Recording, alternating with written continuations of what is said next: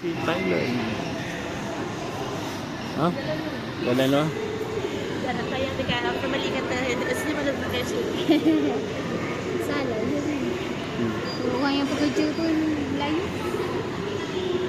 Kau nak expect halal Malaysia tu tak ada lah kot. 10 pieces RM199. RM20. Berapa?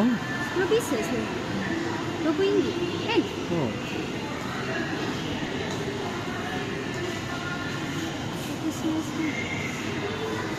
$22 ni.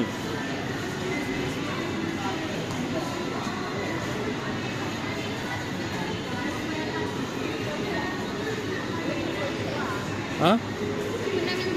Oh, RM6. Okay. Pizza ada, pizza boleh beli.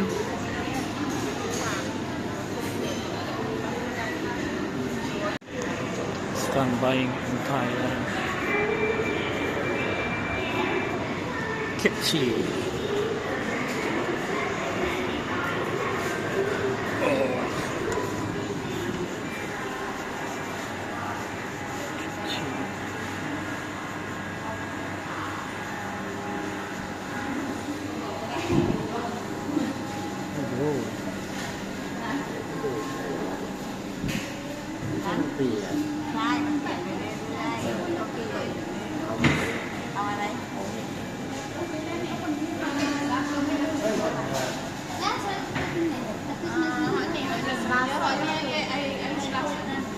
Hari Selasa je. Oh, okey okey.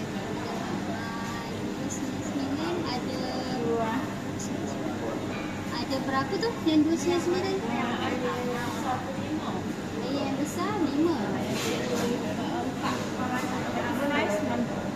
Price mampu.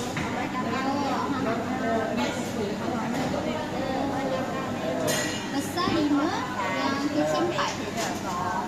Boleh lah Kak?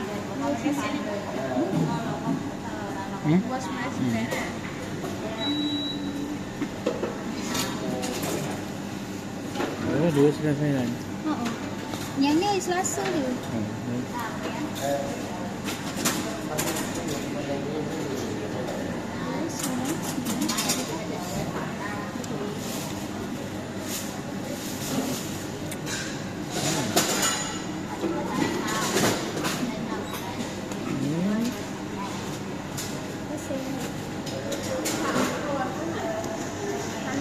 Kebab.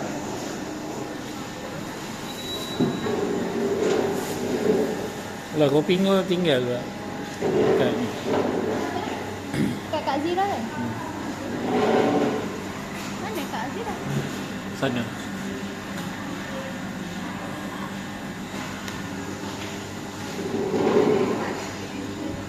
Yang besar 5.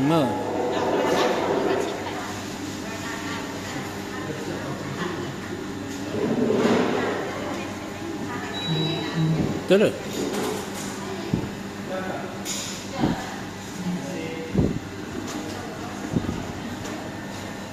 The fastest.